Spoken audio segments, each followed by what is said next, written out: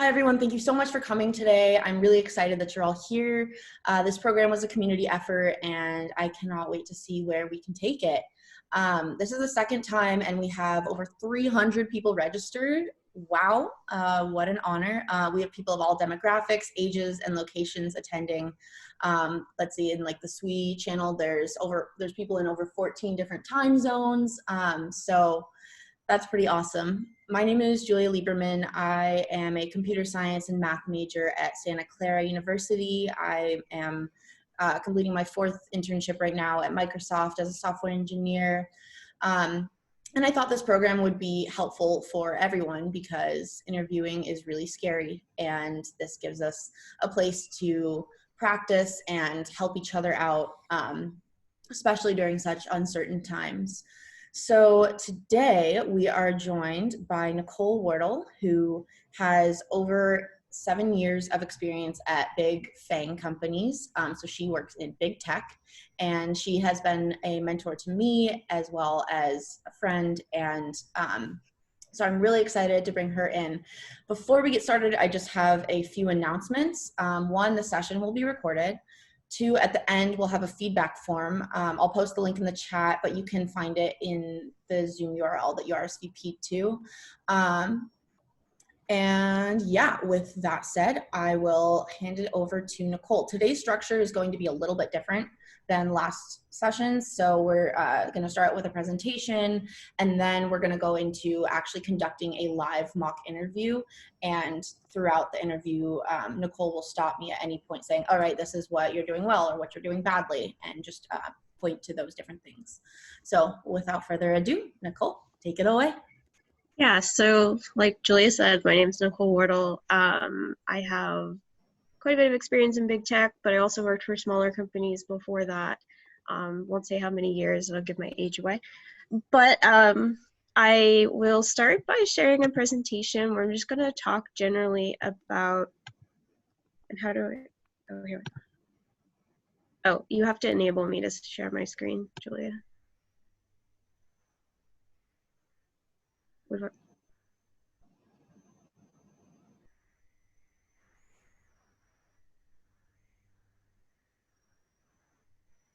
Okay, I think I can now. That will work. Yeah.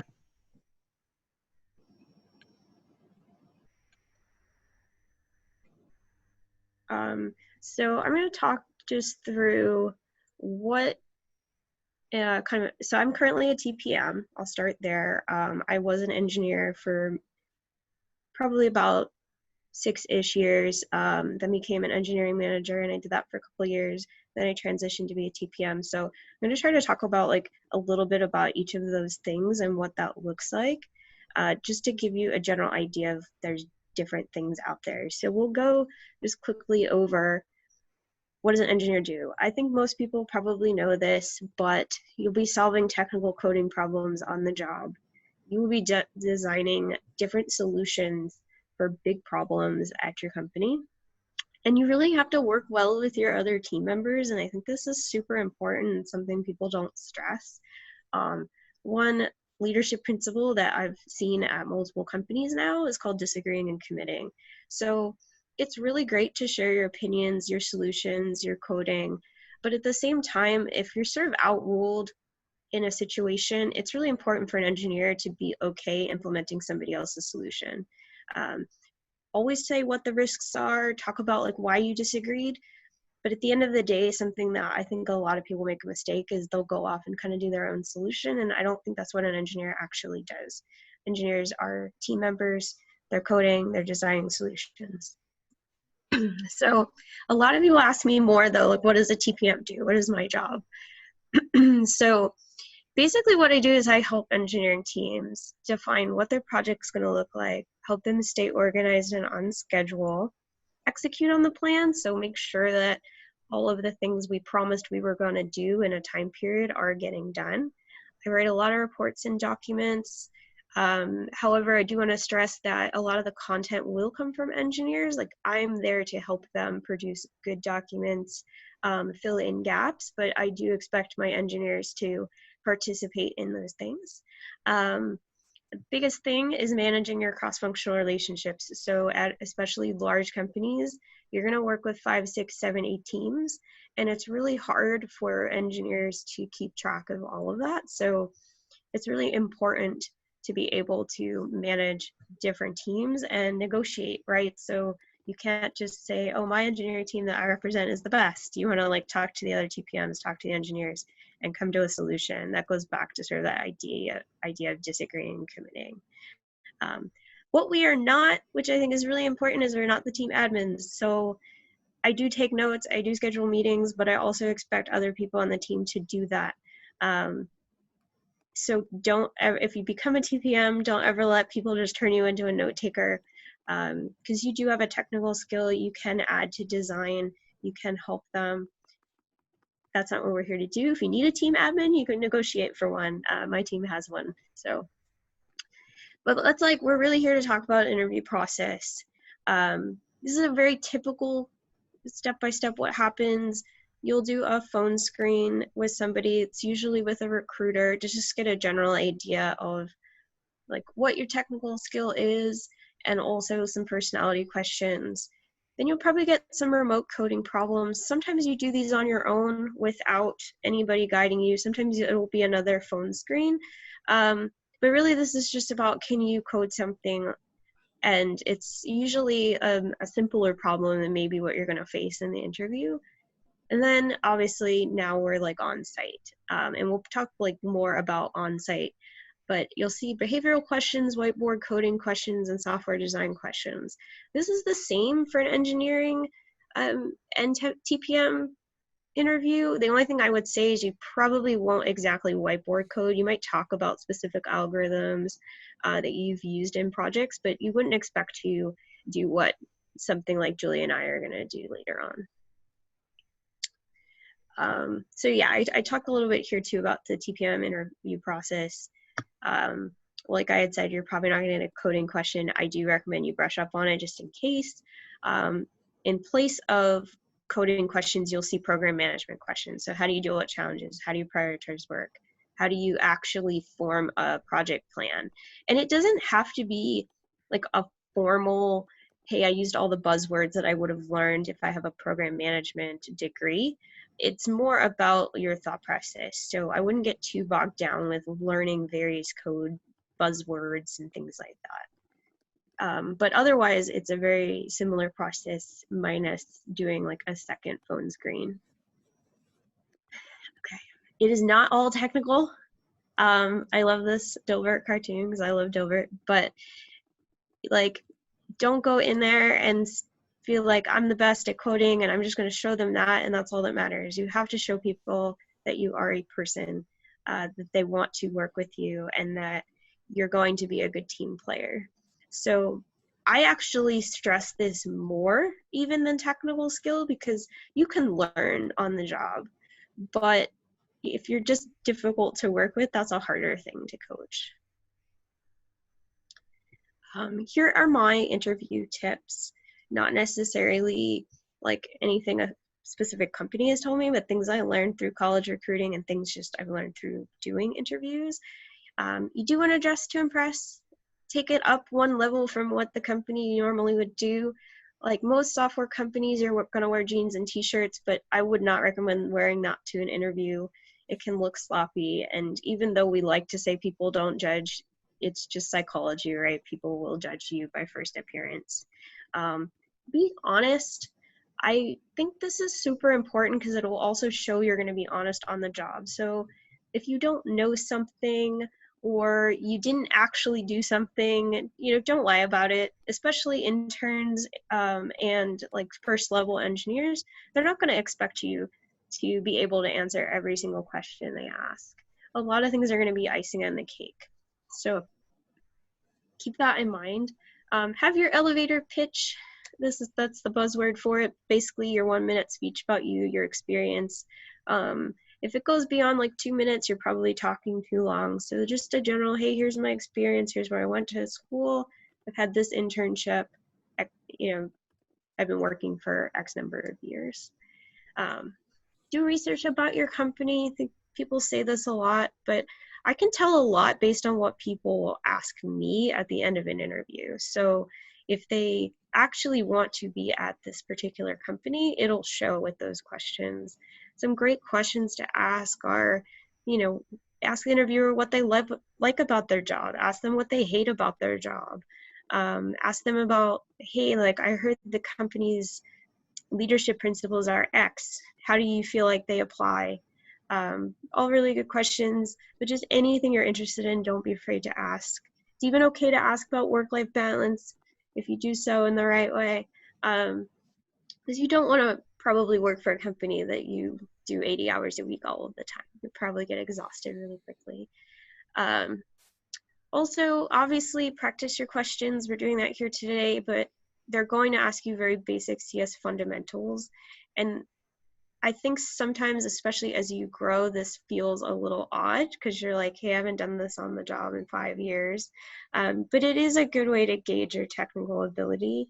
So if you feel like you're studying, that's okay. Everyone goes out and study. Every interview I have, I've had to go home and study. Use your best coding language. So don't necessarily use the one that you think the company is going to use. Coding languages usually don't matter. So personally, like mine is Python. I wrote a lot of Python in my career. That's what I would pick. Go with what you're comfortable with. Make eye contact. That seems simple, but if you're kind of looking away and you're very distracted, it can just come off as standoffish, and you want to make sure that people, back to sort of being personable and being likable. Bring your resume. Sometimes the interviewer didn't have time to review it beforehand. I will admit I've done that. Or like maybe they didn't get it for some reason, like there was some sort of error. So it's always good to have a copy. They can also take notes on it, which can be really valuable. Make sure you speak slowly and clearly. I know you're going to be nervous. Try to take a few deep breaths. Try not to ramble.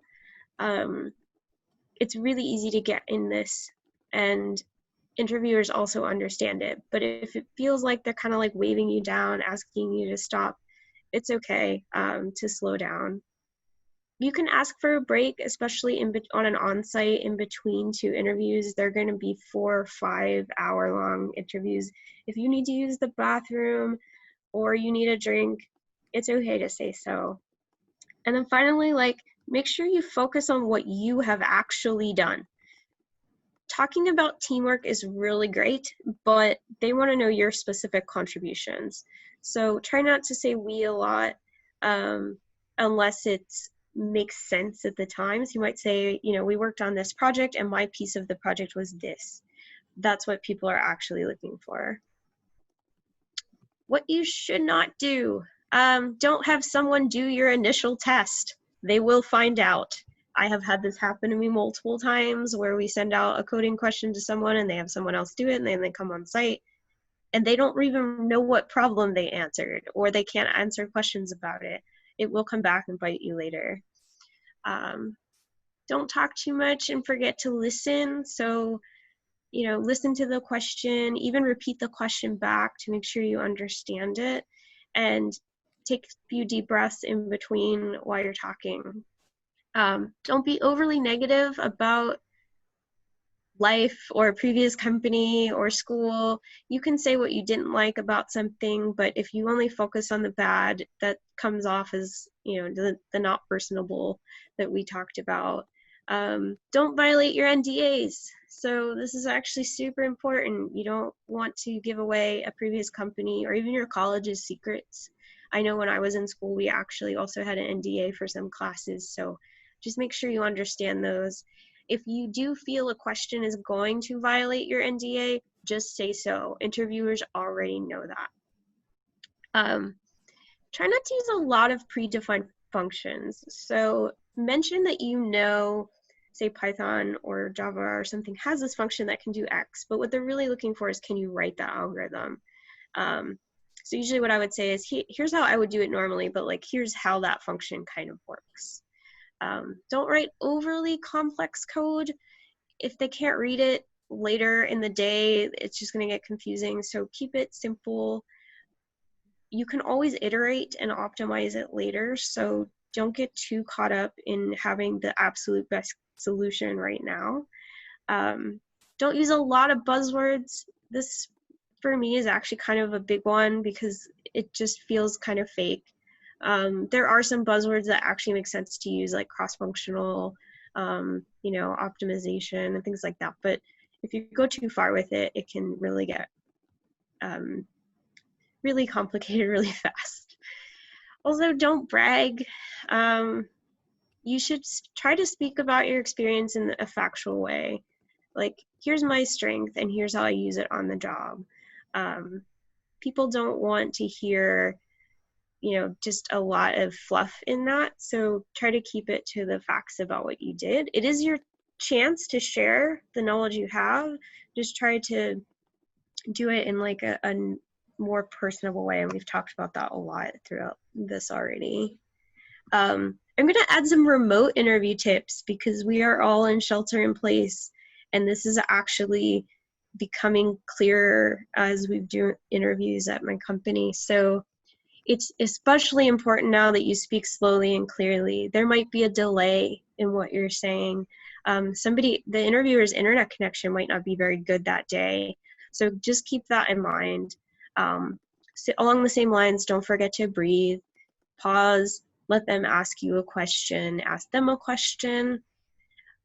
Try to be in a room that doesn't have distractions. Sorry, that's a typo. My cat walks in on every meeting I have. My friends at work have kids.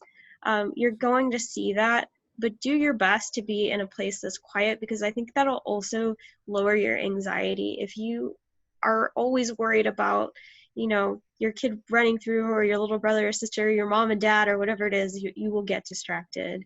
Don't forget to try to look at the camera, because the interviewer might be going like this and waving like, hey, stop, I want to talk to you.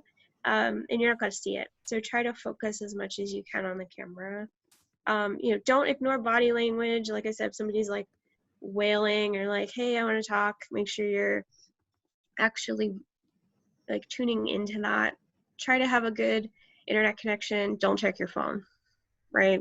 Put your phone away. A lot of these are don'ts, which is why I didn't write don't on each one. Sorry about that. But like, leave your phone in the other room, put on do not disturb, whatever you have to do.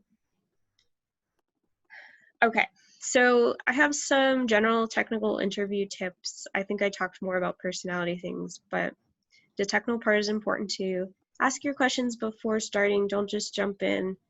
People will judge you more on those questions, I think, than anything.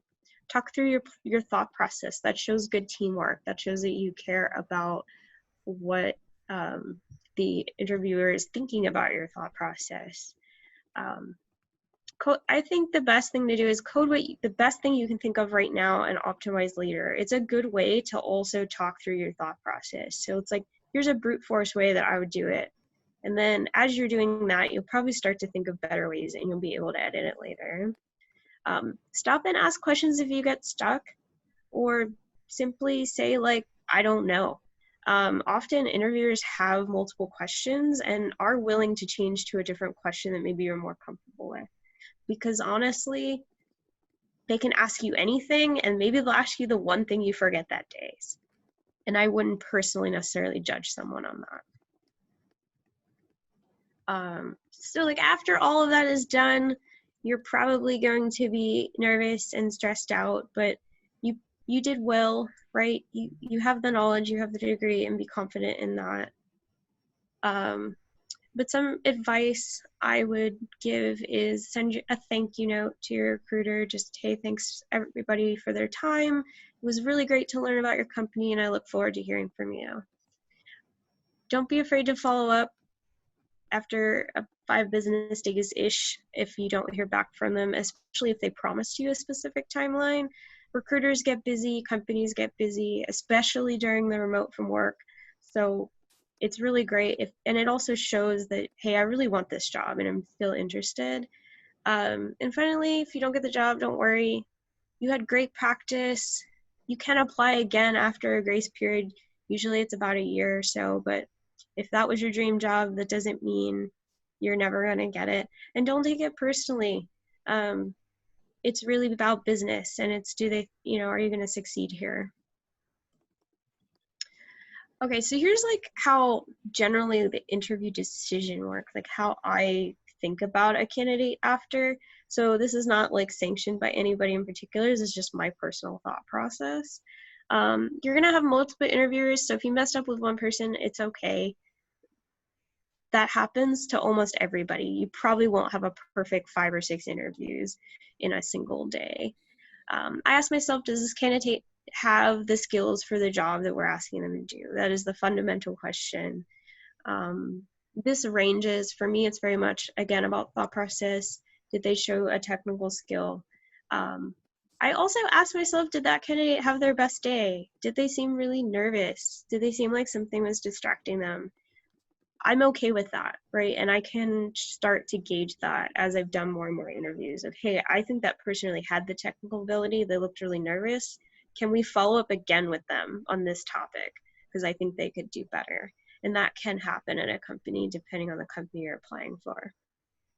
Are they a cultural fit? This doesn't necessarily just mean, do I like you? But it's more for me, like, will you be successful at this company based on the knowledge I have? Do you have growth potential? So am I seeing, hey, you have this great thought process, but maybe you're lacking in some specific technical skill. So those are the types of things I mean by cultural fit. And again, like I said, are you open to feedback? Are you coachable? Those are really, really important, especially as you're starting your career. Yeah, so that is my last slide. Do we want to answer any questions people have now, or do we want to jump in? Okay. Sure, yeah, let's do like five minutes real quick. Okay. If anyone has questions, and then we can get started with the interview. All right, sounds good. All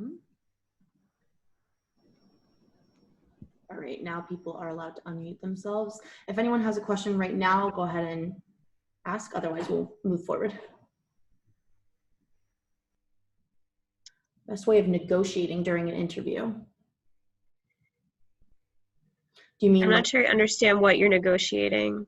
Like, do you mean pay or negotiating for a new question? Sorry, I don't really know. Okay, so I don't think you should bring up money during an interview. And I do fairly strongly believe the first person who says a number is probably going to lose a little bit. And typically the interviewer won't be able to tell you. How do you negotiate though after the interview? Like, I have a job offer on the table. I think that I can maybe make this a better offer. Tactics I've used is asking some other people in the company, like, hey, how much do you make, to make sure it's fair. That's hard question. A lot of people aren't comfortable talking about salary, but I've had success in that, especially if I know people at the company. Other things are saying, hey, like, maybe you can't give me more as far as salary, but maybe there's some sort of signing bonus that I can have, or more RSUs. So explore like all possible options. And I think sometimes if you have 2 offers, you can play them off a little bit each other, right? Like, I recommend interviewing at a lot of companies, and then you'll see what the offers are out there, and that can help you understand, am I getting like the best deal? So I hope that answers that question. Let's see, how can I get my foot in the door coming from a less known university? Ooh, reaching out to people on LinkedIn actually can be really successful. One, you often get referral bonuses, and people want this. But 2, if you have a contact and you can impress that person a little bit and say, like, hey, I have this experience. Now you have an ally, right? And you have somebody in the company that can help you. I don't think I've seen a lot of like, oh, you're not from a known university, so I'm not going to look at your resume. What I would say is probably focus on what are the other, okay, so I talked about buzzwords being a bad thing, but not a bad thing in your resume, right? So when you upload your resume to the system, a lot of the time they're going to be scanning for certain things like, cross-functional, writing optimal code, things like that. So working with somebody to make sure that other things on your resume are awesome won't make like the university as big of a deal.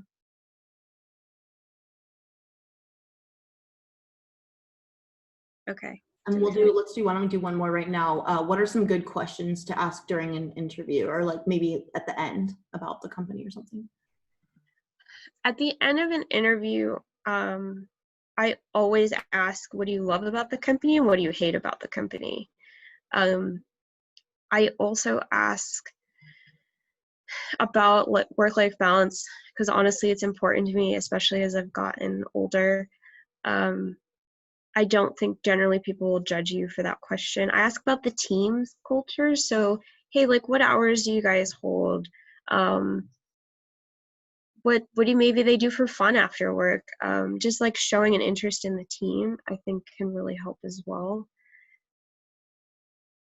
And if you have a question maybe about like projects, so this is hard to get out of people because you're not quite under the NDA yet, but it's good to ask like, hey, what projects are you working on that you can talk about, and what did those look like?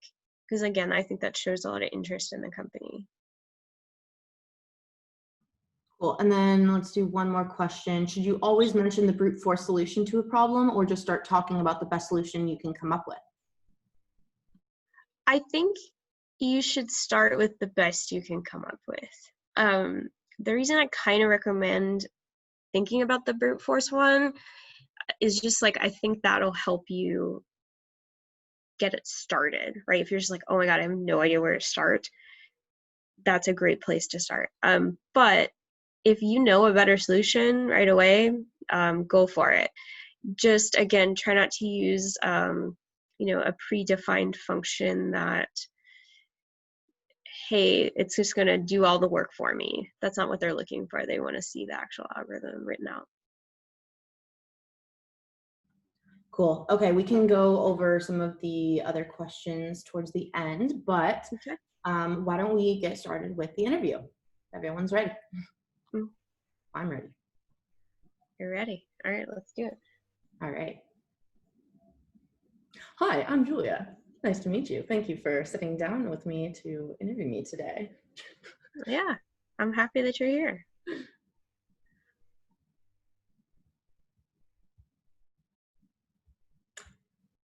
Yeah, so you want to just like start with the PM question? Sure. Do you have, I thought you were going to share your screen. Oh yeah, I can share my screen, but with the PM question, yeah. There's Okay, I think that's fine. So talk to me about how you would start planning for an app that I think we discussed, like sells soap, right? You're like, hey, I own a soap company and I want to write an app for it. They come to our company, we've signed a contract. How would you plan out that project from start to finish? Okay, so there are a number of factors that I would think about. First, I would want to know who are the stakeholders, who cares about this application, who are the customers, what's the desired audience, how many people do we think this can reach. So in order to figure that out, I would need to do some market research, talk to the people who we are contracting with, and reach out to those potential customers and figure out what their requirements are. So like, what sort of features do we want to have within this app? Is it going to be a website or a phone application? I think for the sake of simplicity, an MVP, a minimum viable product, would probably be, we'll just start with a website and we can expand to an app from there. Just want you to pause for 1 second. That's a really great buzzword that I would recommend using, MVP, minimal viable product, because that is absolutely the first thing you would want to do in order to give your customer and just a general, here's what we're planning early, so you can change requirements if their requirements change based on what you designed. So, go ahead. Nice. And then I would ask, so what's the time frame that we want to have this done by? So how many weeks until we need to ship this minimum viable product. What are, like, I'll need to prioritize what features to get done within that timeline. I think one of the big things to think about here is, who do we need in order to make this happen? So do we need people on the team to approve of certain subscriptions or spending money to make this website? Do we need, like, how many engineers do we need, and for how long? How much of their time is this going to take up? And so when building this, I'll definitely want to meet with, like, a head of engineering or someone who can help delegate tasks to people on their team, and we can come up with a timeline and figure out what features are going to be easy to implement within this time period. And we can prioritize and set goals and figure out, okay, so, you know, the MVP includes a website that has an item inventory, a shopping cart. It gives the users a way to place an order. And we'll probably need a database with the information in the back. We need to make sure that if there are 10 products left and there's 11 users on the website, that there's no, like, threading issues with people buying them when there's actually none left. And then a big thing to think that I would be thinking about here is the security of this website, because if people are purchasing things, then that means they're putting in their address and their credit card information. So for an MVP, I don't think we should build out our own entire security system with that. There are existing programs that can do things like that. Like, we could use Venmo or PayPal. And that way we don't. I'll have you pause there too. So I think security is super important, especially in today's world. I'm also in security, so I'm a little biased, but it's really good to mention those types of things because they are a little bit outside of what maybe a TPM who's not in security would think about. So any of those things would be like icing on the cake, especially as interns. So I think it's really good to mention those things. And I also like they started talking about, hey, maybe we don't have to go reinvent the wheel because that saves money. And even though a lot of larger companies don't focus on like everyday budget, it's good that you have that mindset here. Cool. Yeah, so with regards to security, we'll definitely be thinking about that. And even when we are using like PayPal or Venmo, we want to make sure that the link to go like submit that information is secure, because we don't want to allow for any man in the middle attacks. And having done some very basic security work myself, that's like a sort of the idea when like you're on this platform and you're directing people to this platform, someone can intercept in the middle and like pose as that platform that you're sending your customers to, and try and get that data and make their website look identical to the PayPal or the Venmo one, and they'll end up like stealing your data. So definitely want to keep that in mind. So yeah, we got to think about how sensitive is the user data, what data are we going to keep. So I think for an MVP, we probably won't have user accounts, but maybe we can have that be a stretch goal. And then when I'm talking to the engineers, I'll think about like, okay, what languages are you going to use? What type of devices will this be compatible with? Is it just going to be like an online website so anyone with a browser can access it? And then I'm going to think, well, if we're shipping a bunch of stuff, then we need a storage location, like a physical storage location to host all of those products, like all the boxes of soap. And we need to have some sort of method for shipping it to our customers. So where will that be coming from? Do we have an existing like location for this? Do we have people that can handle that shipping? What's the turnaround time for all of that? And then so I'll pause you there too. So I think it's really good to think about things like physical locations, although that probably would be out of your realm as far as like your job. So I would mention it and then say, I feel like I'll need what we would call an operations manager to help do that. That's just like an extra thing you could say. That will show like you understand who your cross-functional partners are, which we had mentioned earlier. But go ahead. Operational manager, cool. And then one other thing that I'm thinking about is how are we going to measure the success of this product? So is it reliable? Is it maintainable? Is there a user perceived latency?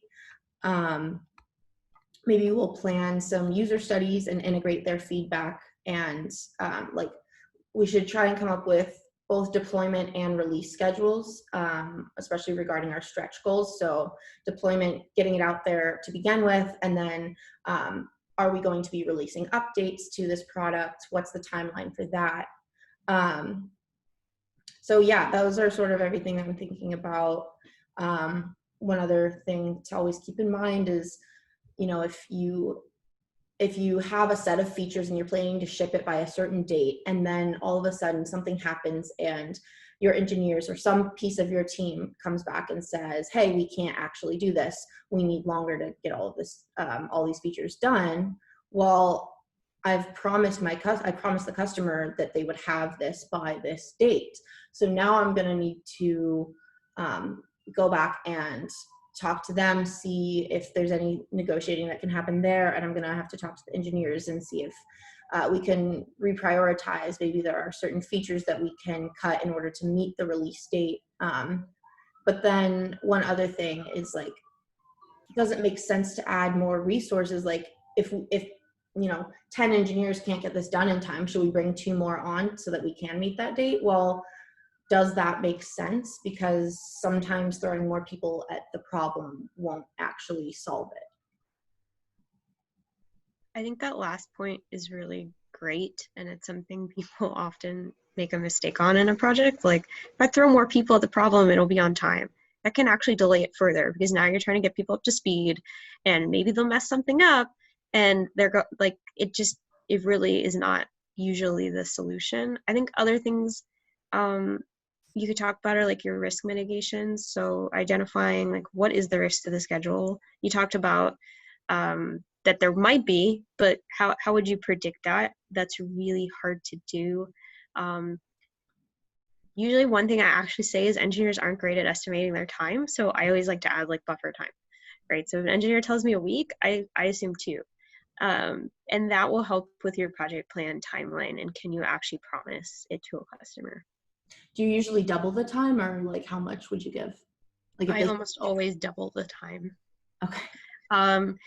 Unless someone says like 6 months, then I might just add a month, right? But like typically engineers will give you like, oh, it'll take a week or 2 weeks, and I will almost always double the time. The minimum I would add is a week, because I think that week is usually the testing that engineers don't think about. They just think like, oh, it's code complete and it'll just go out the door. And no, like I don't think you touched Julia about like QA, but that's super important. And I think more companies are taking it away, but no matter who's doing it, you have to go through it. Because if you put a product out there that sucks, like, people aren't going to use it, and you've lost their trust, and that's super, super important. Right. Yeah, and same thing with security. If you leak their data and they start getting hacked, they will never. Yeah, and I think that's why like some really large companies have been really successful, because they take that very seriously. But once you lose the trust of a customer, game over. It's very hard to gain it back. But overall, I think that was pretty good coverage. Do we want to take a couple questions on that? Sure, yeah. Does anyone have questions with regards to that question right there before we move on to the technical part?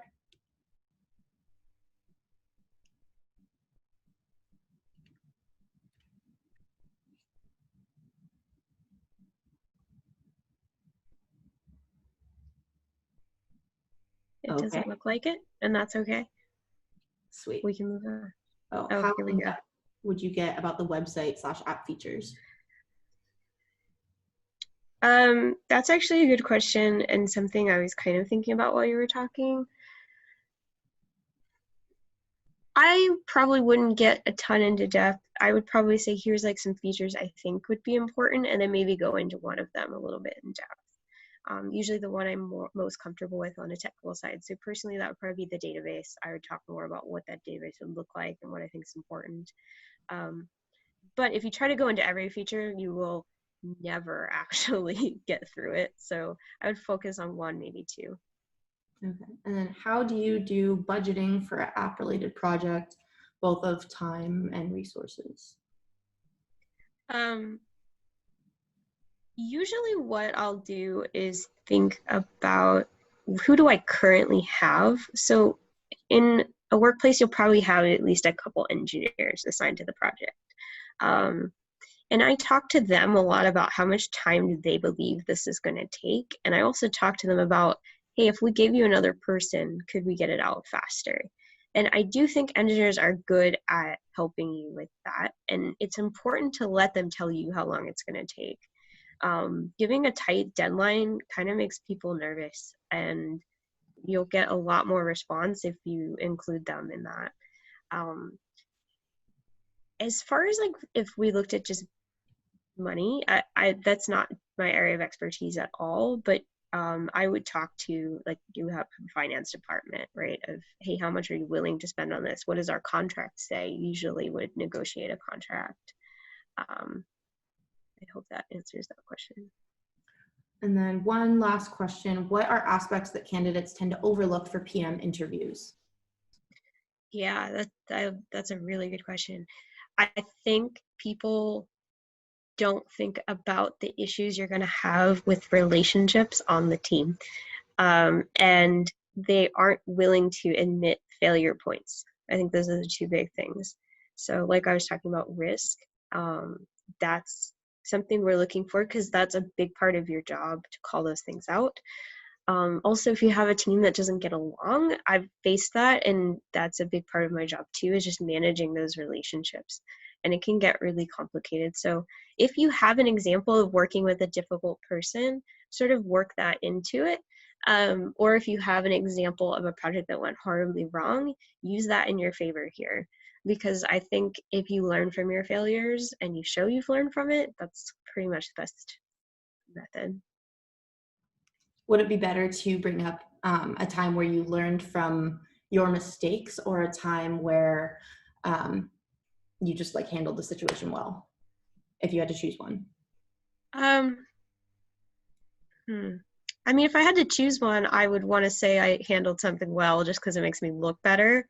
But like, as far as an interview goes, I probably would and have admitted, like, this went horribly wrong and here's what I learned from it, and then talked about how we fixed the project after. Because I think even if a project is failing, you probably won't give it up unless maybe, you know, I worked in devices and we would work with prototypes and they didn't all make it through, and that wasn't considered a failure. But if you have a contract with somebody to create an app like we were talking about, you're going to have to make it work eventually. So I think there's always room to say, like, here's what I would have done differently to ensure we were on time, but hey, we were late. Cool. Okay. Should we get started with the coding? Sure. Oh dear. Okay, I'm going to share my screen. Cool. Can everyone see? I can see it. Okay. I don't know if that means everybody can. So, one thing to keep in mind here, though, is, like, if we were in person, you'd be doing this on a whiteboard, and that's actually a very different experience than typing it. So if you're practicing for an on-site interview, I would recommend taking one of these Leetcode questions and trying to write it down. You might not have a whiteboard at home, I don't, but like, just take a piece of paper and try to write it down.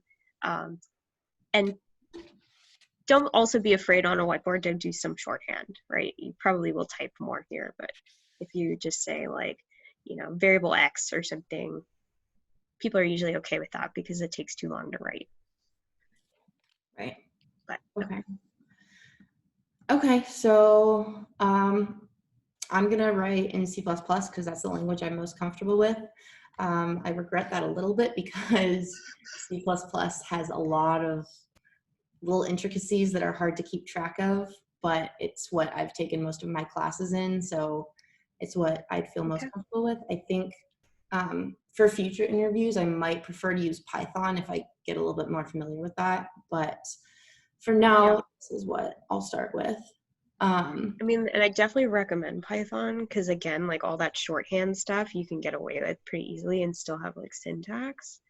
Um, Also, like sometimes just writing pseudo-ish code is okay on a whiteboard. So, have a language in mind, but if you forget, like at the end of C++ to delete something, it's probably not going to be the end of the world. Okay, cool. I might forget that. That's okay. I just reminded you. Thank you. Give you a hint. Okay. So hopefully some of you guys were able to set up your one-on-one mock interviews and take a stab at these two problems that we'll be doing. But linked lists are like very common in interview questions, at least in my experience. So starting with an easy, then we'll move to medium. Yeah. Nicole, do you want to introduce the problem? Sure. So we want to merge two sorted lists and return it with a new sorted list. The new list should be made by splicing together the nodes of the first two. So I think also focusing on an example that someone gives and not being afraid to ask for multiple examples is okay. So in this case, you can see basically the input was a list that's 1, 2, 4, 1, 3, 4, and we wound up with 1, 1, 2, 3, 4, 4. Okay, cool. So looking at this example right here, both lists are the same length. When I implement this, should I assume that both lists are the same length, or can they be different? Well, let's assume they could be different. Okay. However, it's okay in a first pass if you want to assume they're the same, and then we could iterate on that later. Okay. And then, well, I guess if they are different, then is there a chance that either one is null or like empty? Let's say yes, just so you could show those examples, although that could also be something we get back to if you're stuck on it. Okay. So looking at this problem, I'm thinking that, well, it's already sorted, so that makes my life significantly easier. So I'm hoping to try and do this within the amount of space that I've been given already, just the like the length of those two lists. Maybe I'll make 2 or 3 more pointers. And I want to try and do this in O of n time because I'm not needing to do any sorting. I just need to iterate through each list a total of 1 time. So that would be O of n plus m if n is the length of L1 and m is the length of L2, which is essentially just O of n, linear time. So in designing my solution, I'm thinking what I'll probably want to do is create like a dummy node that will be at the very, very beginning, and then a node that will point to the tail. And as we add nodes on, as we go through this, we'll update that tail to whichever like node we're adding. And instead of doing like a for loop where I go through the length of both lists, I don't want to do that. Instead, I'm just going to do a while loop while like we still have nodes in both lists. Mm-hmm. So let's see, let's get started. I'll create.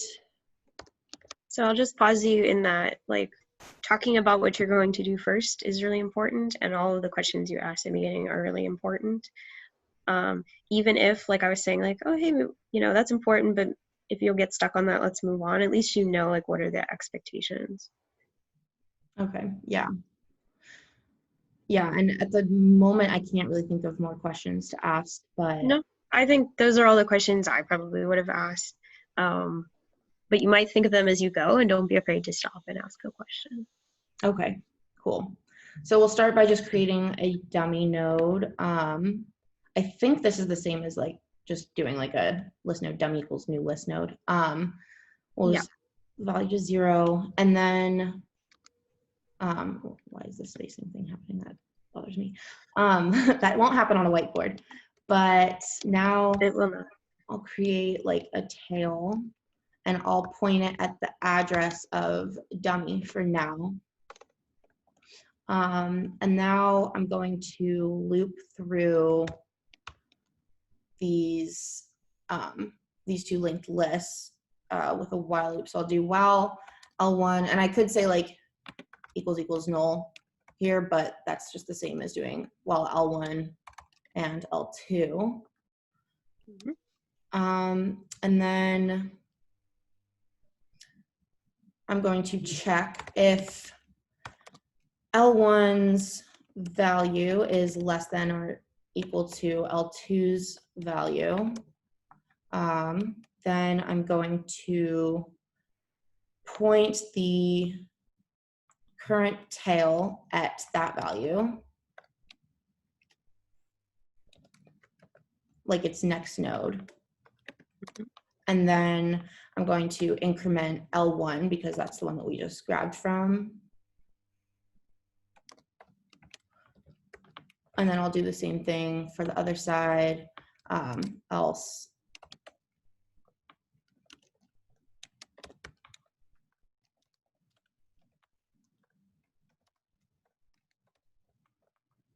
And then after this, I'm going to need to make sure to increment tail. Otherwise, like I'm just going to be changing the first node that points to. So tail equals tail dot next or arrow next.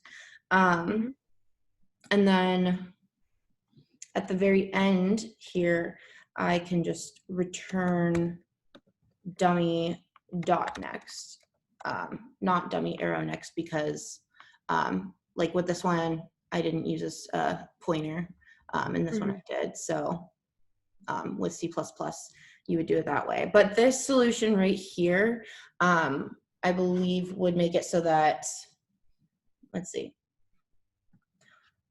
this I think this would only work if the two lists are the exact same. Right. Oh, but it didn't even work. So let's see. What did I miss? I missed an extra 4. That's probably because I didn't count, like, well, I guess I would just do, I would do like tail next equals, so here I would just do like a unary, the funky, I forget the name of this operator, but if L1 has more, then it would be L1, else it would be L2. Let's see if that works with this example. Yeah. Okay.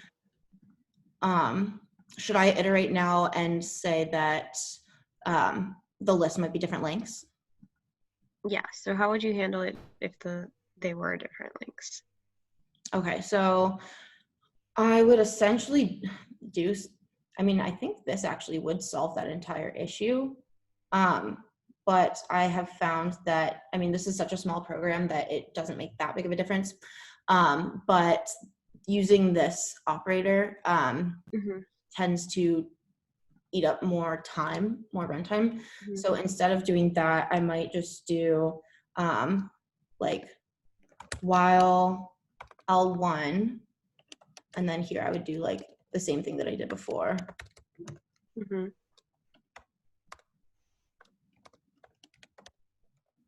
And then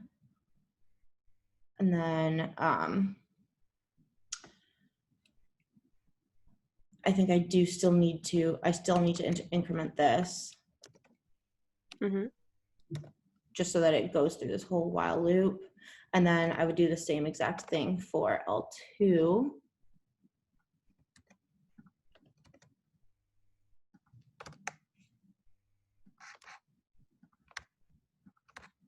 Cool. And that would be it. So this whole section right here could be replaced by that, what I had written before.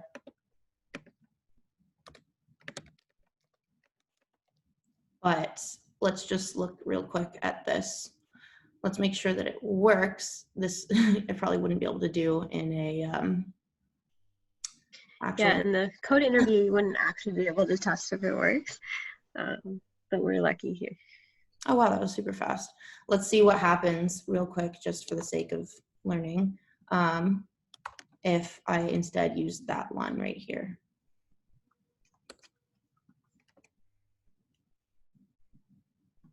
So that one was 4 milliseconds, 14.3. Oh, wow, that was just as fast. Okay, well, then I take that back what I said before, and Mm-hmm. I would use this because that is fewer lines.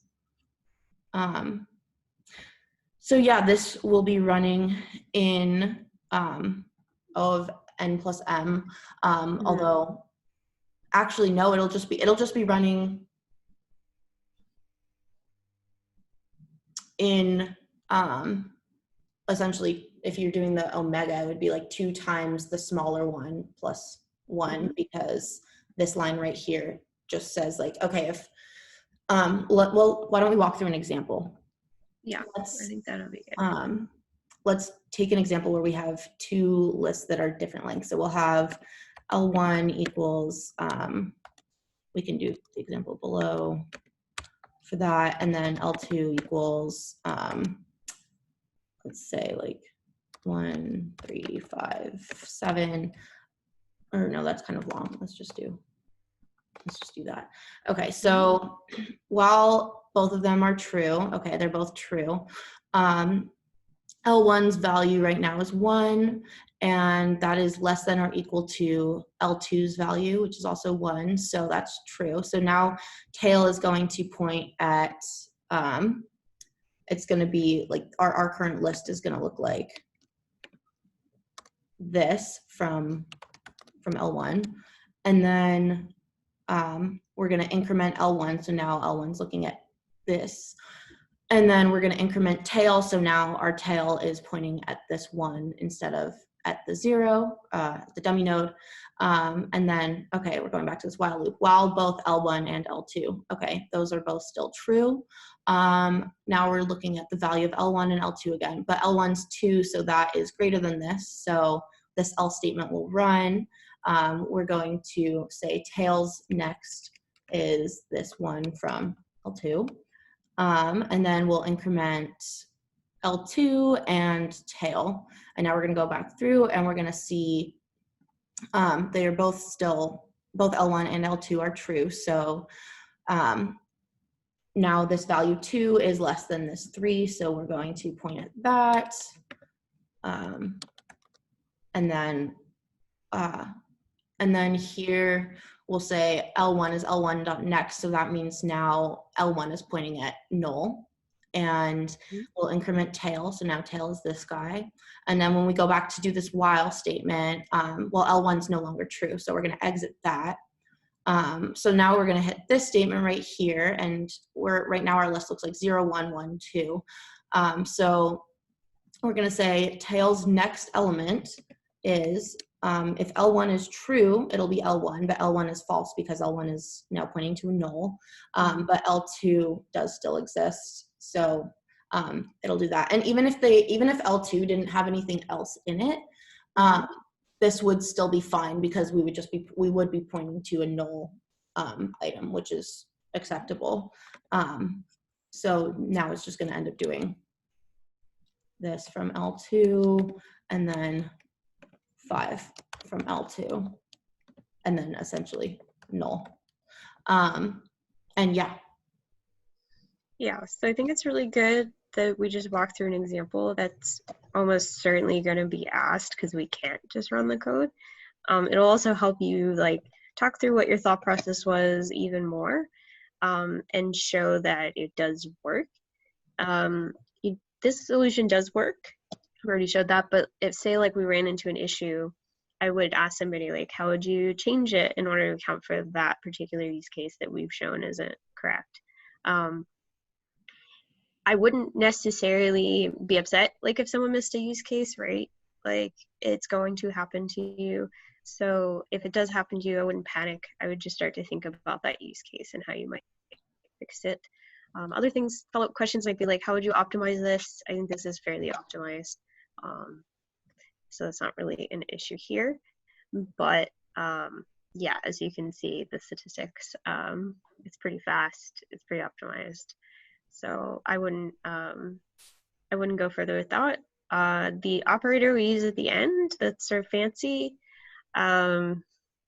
If you understand it, like Julia, you were able to explain it, then use it. But if you're not able to actually explain it, then I would not use it. I would have just went with the for loops. Pretty much same result. We also saw that they were the same as far as speed. So it's fine if you couldn't make it less lines of code. In fact, to a lot of people, this would be less readable just because like they'll forget that operator before they'll forget a while loop. So that's something to think about even as you go into the workplace. Like I know all these fancy things, but sometimes it's actually just not readable for a lot of people. But overall, I think this went pretty well. Cool. And just one thing that one of my mentors said to me when I first started working in my internship last summer, he said, he looked at some of my code and he's like, this is hideous. Like, I cannot do this, because I had I had basically gone like my code wasn't super readable. Like it like looked kind of like this. Like these weren't necessarily all in the same new lines.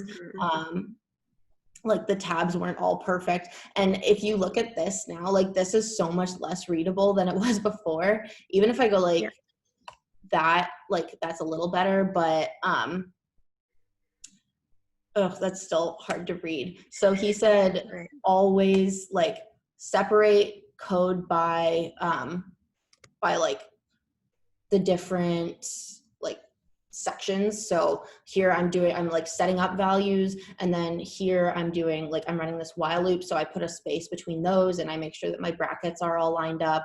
And obviously if you're coding on a whiteboard, like indentation is not really a thing, but as far as like doing this type of stuff goes, if you're doing an online coding, like if you're doing a code pen thing or if you're doing a Google Docs interview, like try and make this look as neat as possible. Because he hasn't done a bunch of interviewing, but he did say if he was interviewing someone and he saw that, like that would immediately be like really bad for them. Like, I don't want to work with you if I can't read your code. I think I have mixed feelings about that in an interview situation, but once you are on the job, I think if you write code that's not readable, your teammates aren't going to like you very much because they're going to be frustrated trying to read it. And a lot of companies have a standard that they'll check before you actually submit code. They'll run like a style checker on it. So learn about what the company does. So actually like what you had showed, some companies wouldn't like. Some like if you do else, curly brace, then, a return statement. Like it's really kind of up to the company. Either way, as you started to make it look messy, most companies wouldn't be okay with that, right? They'd be very confused, and again, your teammates would be kind of upset with you. So it's just something to keep in mind. Cool. Okay, and let's move on to the second problem, and then we can do questions at the end, yeah? Okay. So this one is, given a sorted linked list, delete all the nodes that have duplicate numbers, leaving only the distinct numbers from the original. So that means if there was a duplicate, we don't want that duplicate number in your resulting list. And return your linked list sorted. So in this case, your inputs 1, 2, 3, 3, 4, 4, 5. So your outputs 1, 2, 5. And they give 2 examples, which is actually like okay to ask for too. If someone gives 1 example, say, hey, can I have 1 more? But 1, 1, 1, 2, 3 becomes 2, 3. Right. Yeah, that was something that I had to figure out when I first tried this problem. Was like, I didn't realize. I thought we were just supposed to remove the duplicates, not any number that has any repeats. So I think that's what makes this a medium level problem as opposed to an easy problem. Right. And I think if you made that mistake, especially the first time around, that's something you could iterate on to, like, oh, hey, I didn't count, it's actually supposed to be deleted. And you could ask that question, or they'll remind you. I wouldn't panic too much about that either, because you still showed that you could delete a duplicate, right? That's the main thing. Yeah. So I guess now what I'm thinking about is, is there a chance that we're given a head that is null or that like doesn't have any elements?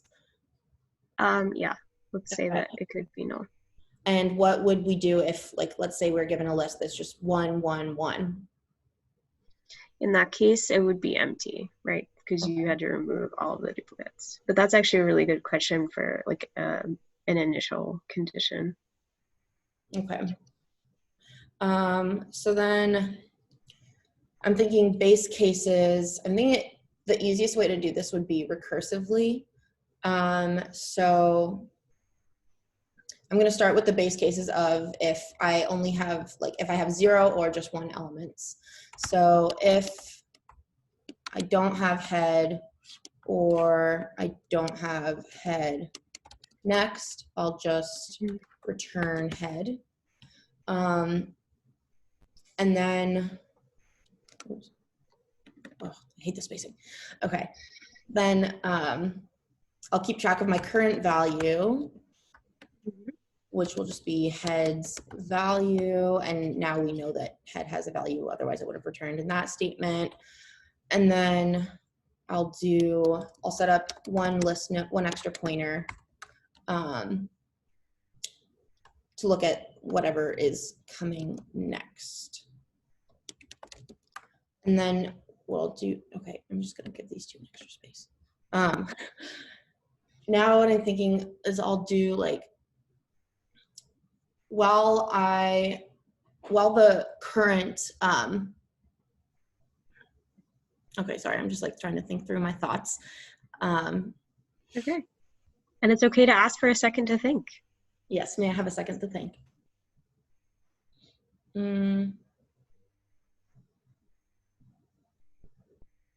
Okay, I'm gonna check if the next one is equal to myself, myself being current. So if point value is equal to current, then I'm going to want to index past all of the numbers where that is where it's still the same value, and then I'll return a recursive call on whatever the next new value is. So while point exists and points value is equal to current, I'm going to increment point. So point equals point arrow next. And then as soon as that's done, I will return delete duplicates from this new value. So in this example right here, or actually no, this one's shorter. Okay,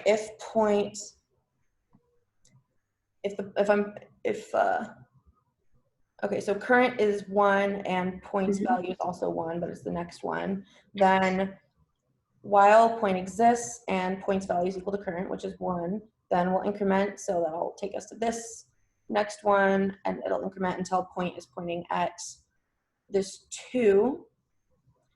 And then I'm going to return delete duplicates on this 2. So I'm never actually including my current value in this. And then it'll run on that. But then in the other case, I'm going to point my heads next. I'm just going to run delete duplicates again. But this time I am including, like, my current value. So I only add myself, because myself is always head. I add that if it is valid, and then I can just return the head.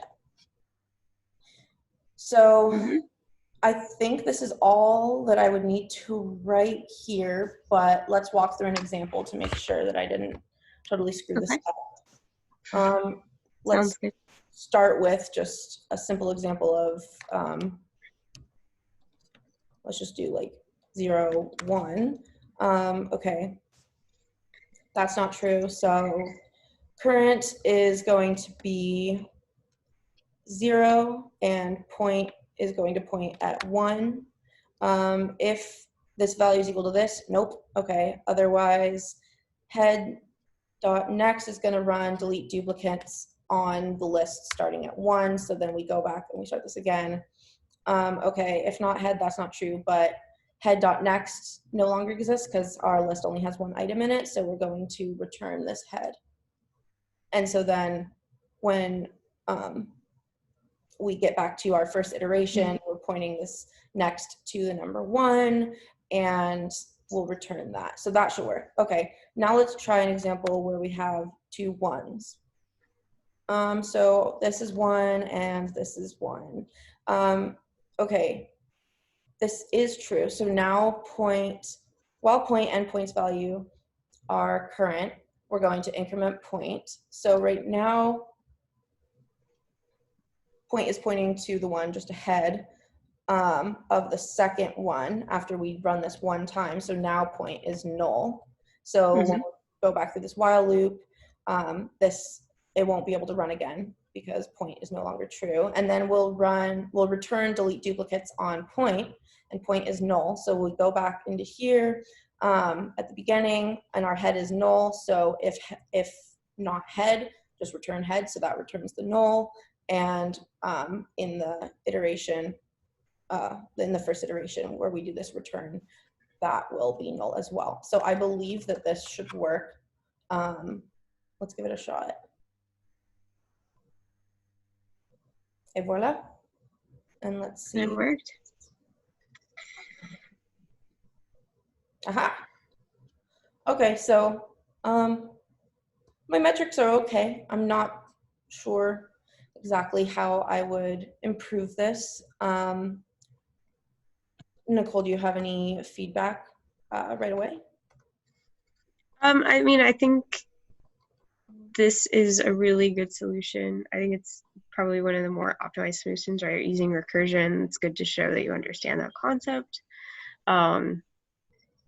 But if we didn't know those things, right, I think there are simpler solutions you could go into, and that's completely fine. Also, if you say like you didn't understand recursion, but you understood that you could use it here, I would implement a solution that you do understand and then mention that. And you can even say like, I don't have as much experience using recursion, but I think that would actually work really well here. And maybe like, here's a general idea how I think that would work. I think you asked all the right questions in the beginning, right? Ask about all your base cases you can think of, and talk through what you were thinking. And so I think it went really well. Of course, we knew the questions like before, right? So that's kind of a big thing. You're not going to know what they're going to ask you. And I know you'd mentioned like linked lists is really popular. That's very true. All of the Leetcode, and then there are some companies that actually have lists that they're willing to give you. So I would just ask, like, do they recommend a certain place to go to? They will point you in the right direction because at the end of the day, they do want you to do well. I saw some questions about like asking for hints and things like that. I think some people will give hints and some won't. To an intern or a new grad, I think I almost always would have a list of hints that I would give them. And those things would be like, hey, how about you start here? So if an intern or a new grad asked me that, I wouldn't necessarily count it against them. As you like grow in your career, you would probably not want to do that unless you really needed it, like explicitly ask.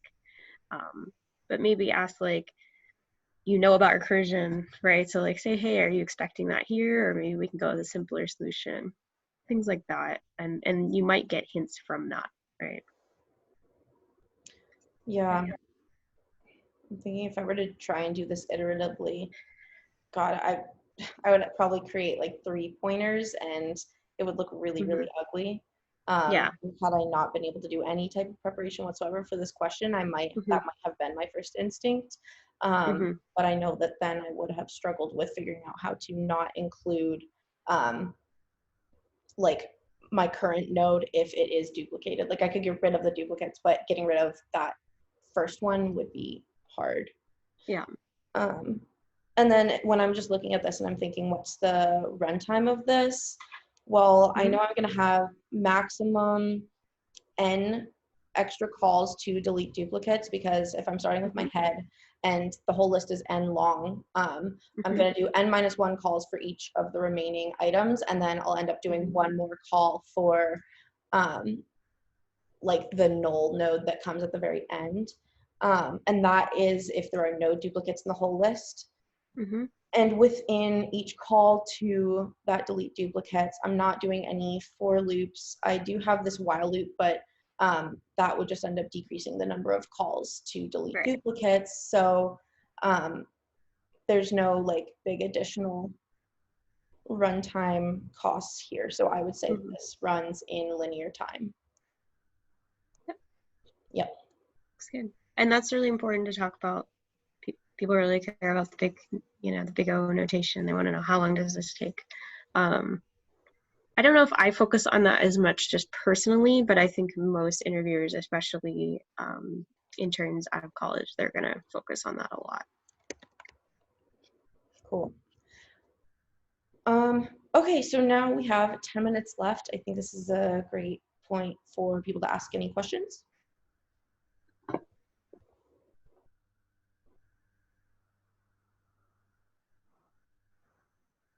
Any questions at all?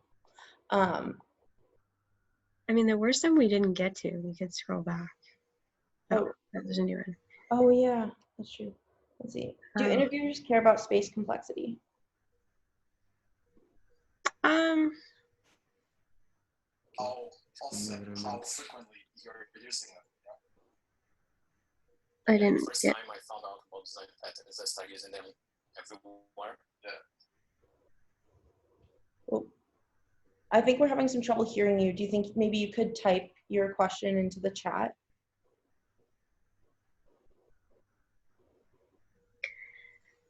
I mean, to answer that question, I think, yeah, it's to some level, right? Like any information you can give about what you wrote is going to be valuable. So I don't think I would explicitly ask for it, but if you understand it and you can help, like, sure, right? Throw that out there.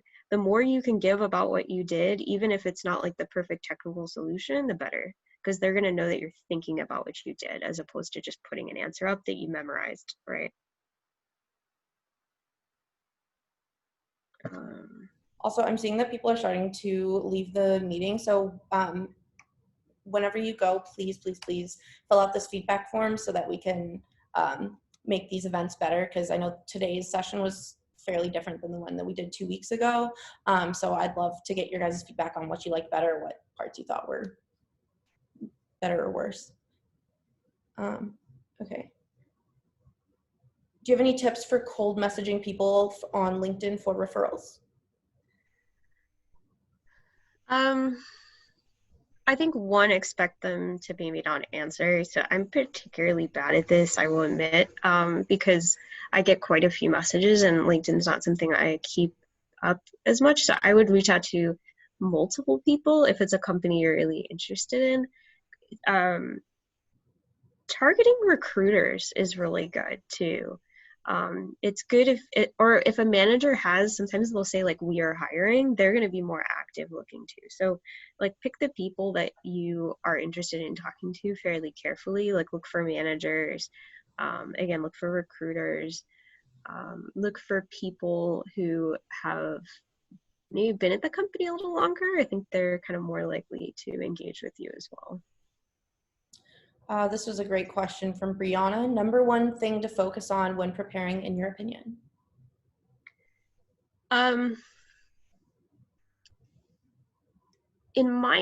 Okay, so I think it depends on the type of interview. Like for TPM interview, I would definitely say like focus on how you interact with people and how you manage relationships. I think that's super important. In fact, I have people joke with me that I'm basically just a relationship manager, which is not true. I do other things too, but I do spend a lot of my time managing relationships among people. For a technical interview, you are going to have to know a lot of CS fundamentals and things that you might not even feel like you're going to use on the job, but it is part of the test. So I would focus on data structures and algorithms more than anything. If you mess up syntax, people usually don't care too much, right? They might ask you like, oh, do you think this is correct syntax? But if you don't I'm usually personally fine with that. And finally, like, focus on trying not to be too nervous, right? And being yourself and being honest about that, because you also want to see, do I fit in here? And if they really feel like you don't, it probably isn't the company for you, right? So the other thing I would do is interview a lot. Like, say your dream is to work at Google or Facebook or Amazon. Don't interview there first. Go interview other places and see how you do. And you might get offers, you might not, but at least you had the time to practice. I think that's important. A really great question from, I hope I don't butcher your name, I'm sorry, Labib.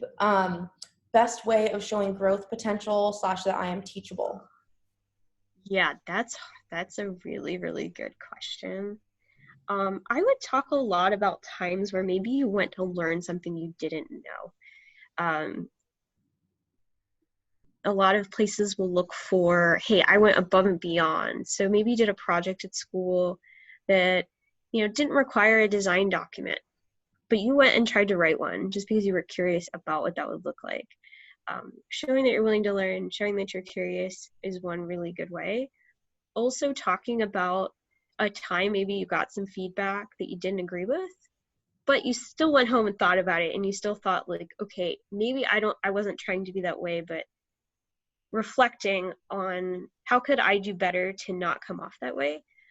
That's what I would consider to be more on the coachable side, being open to feedback and being able to admit that you have flaws. We all have flaws, and you're all going to have things that you're good at as far as strengths, and you're going to have weaknesses, and knowing those and being able to admit them, I think, shows potential. Good answer. Someone named WW asks, what are the differences between a TPM and an APM? I don't know what an APM is. I'm going to be honest. What does that stand for?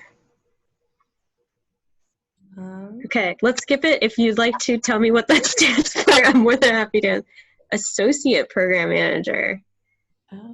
I don't know that title. However, I'm going to make an assumption that you kind of need a program manager without technical experience.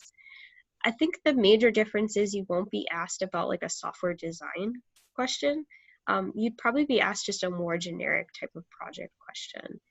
I think you could become a program manager and say for a big tech company and evolve into a TPM as well. Like, that's also showing your growth interest, like, hey, I'm interested in this technology. But you will be expected as a TPM to talk to the engineers and kind of, quote, speak their language. Know what your area is, become, I like to say, like, just have just enough knowledge to be dangerous at that area, right? Like, be able to ask questions. The program managers I work with often won't question technical things. They'll be more what we would call like operations managers or security managers, where they're helping us do some of the things that are a little bit more operational, but also like helping us implement on projects. Okay, let's see. Do any certifications help in increasing the chances of getting an interview? There are program management certifications that you can get. I know people that have them. I do not have them. What I've been told is if you're interested in sort of the more business side, so that's another thing that program manager without the technical title can do, right? Focus on business, maybe like, how do we open, a new building for my company? How do you manage like those types of things? They tend to tell me that their certifications have helped them a lot because it's in addition to your skill set, whereas like having the technical background adds to your skill set in that way. So they're kind of two separate things. Gotcha.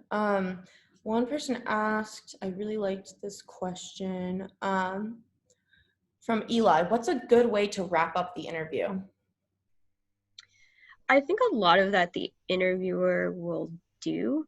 And usually there will be questions at the end of your interview. I actually sometimes will do them in the beginning, but again, that's sort of the interviewer's choice. I would say, make sure you thank them, shake their hand if we're not in this situation. I know handshaking is probably not something we're doing. Make sure you make that final contact. You can ask them a little bit about like how you did, but most likely they won't share too much. I will sometimes say like, I think we came up with a great solution. And also like asking people about themselves during that Q&A at the end is a good way to finish things, right? Showing that you're interested in the interviewer and interested in what they do at the company can be really helpful and leave like a good impression of, hey, they don't just care about themselves, right? They care about me too. Do you think it's okay to like go find those people on LinkedIn after your interview, like the people that interviewed you, and request them, or is that inappropriate? I've had people do it and I'm happy to connect. Again, I'm not as active on LinkedIn as I should be, although I will be checking now. So if people do want to connect to me after, like, please feel free. I would do it and just, you could send an email like, hey, I just wanted to message you on LinkedIn and say thank you. And I really enjoyed our conversation, but I wouldn't ping them directly a lot. I think that would be a little bit off-putting. I would talk with the recruiter as far as wanting feedback or wanting an answer of, hey, did I get the job? Awesome. Well, that wraps up our time. I wanted to make two more announcements. One, we have a ton of awesome events happening this weekend with Intern Club. I just shared the RSVP link for the one that starts right now at 1:30. There are like dozens of speakers from various big companies. A lot of people from Google are coming. So RSVP, check that out if you're interested. You can see more information about it on the Intern.Club Slack channel. If you have any questions or like anything to follow up with after this, feel free to reach out to me or Nicole if you're comfortable sharing like your LinkedIn or your email or something. That would be awesome. And then for those of you who are still here, please go fill out that feedback form. I know like it'll literally take like 3 minutes of your time, and that would be super helpful for all of us. The link I pasted in the chat, but it's also in the Zoom URL that you RSVP'd to. Thank you all so much for coming, and thank you, Nicole, for all of your super valuable advice and for giving it to us the way it is. And I'll stick around for a few more minutes in case there are any more questions. Yeah. And I'm also answering some people's questions that didn't get answered. So if they want to stick around, I'm trying to get to the ones that I can. Yeah, Greta asked what to showcase in your resume or cover letter to make a transition from technical lead to manager. Yeah, actually, I was just answering that. So I'll answer for the group. I think I became a manager kind of by accident. I was on a project that kind of got canceled and a lot of people left. So I became the technical lead on the new project that we got. And I do think I have a lot of soft skills. I think that's something to focus on if you want to go from tech lead to manager, because it is a totally different job. You will be dealing with, again, relationships between people. You're going to be dealing with people's even personal lives in some way, right? Like if they're having some issues going on at home and it affects their work, that's something you have to help them balance. So if you do want to focus on people more and take a step back from the technical details, that's what you lose from going to tech lead to manager. I think it's a good job for you. If you don't feel like you're a people person, there's nothing wrong, in my opinion, at all with being a technical lead or being a principal engineer. There's definitely room for that. And I've seen people try to transition and have a really hard time. I don't think, especially in Silicon Valley, becoming a manager is like a necessary step in your career. There's multiple paths that you can go down.